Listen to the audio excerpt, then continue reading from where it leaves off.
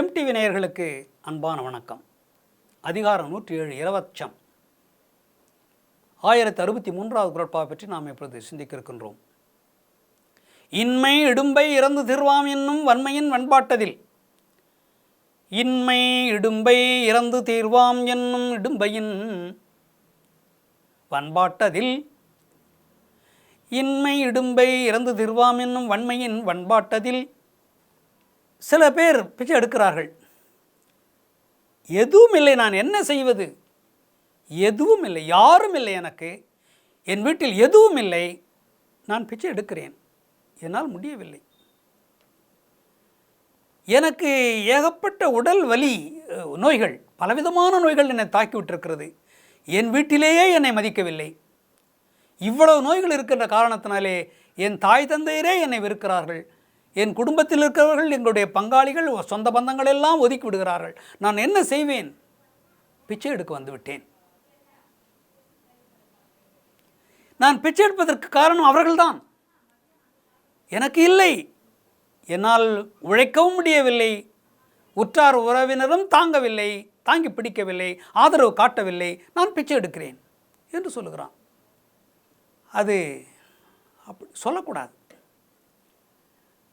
உழைக்கின்ற ஒரு திறமை மட்டும் உன்னிடத்தில் இருந்தால், ஒரே ஒரு கை இருந்தால் கூட போதும்.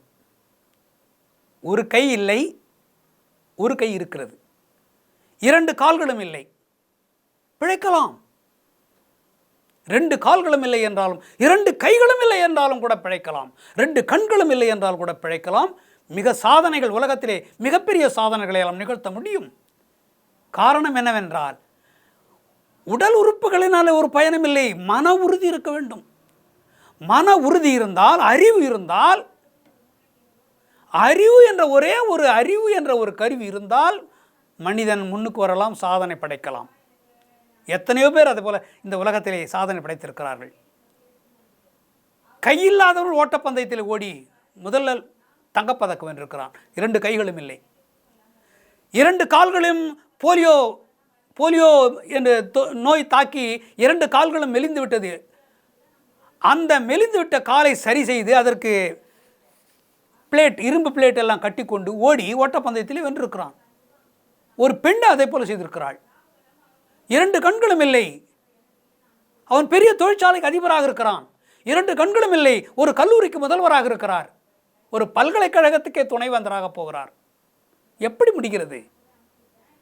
முடியும், மனம் இருந்தால் முடியும். அறிவை பயன்படுத்தினால் பிச்சையே யாரிடத்திலும் பிச்சை ஏந்தாமல், பிச்சை கேட்காமல் தன்னுடைய அறிவை பயன்படுத்தி உழைக்க முடியும்.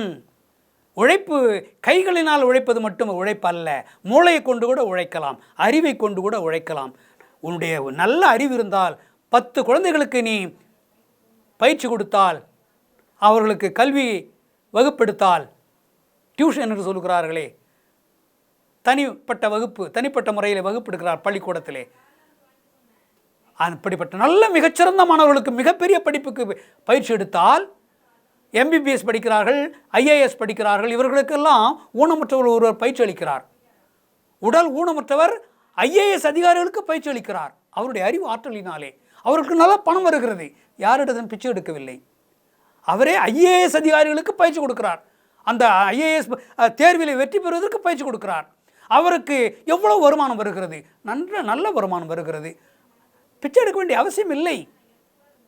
ஆக கொடுமையான செயல், உடல் நலமிருந்தும் உழைக்கக்கூடிய அறிவிருந்தும் நல்ல அறிவு ஆற்றல் இருந்தும் பிச்சை எடுக்கிறான், அது தவறு, மிக கொடுமையான செயல் இது. இந்த கொடுமையான செயலிலிருந்து பிச்சைக்காரர்கள் விடுபட வேண்டும்.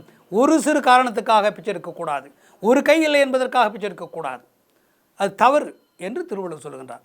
மீண்டும் நாளை சந்திப்போம்.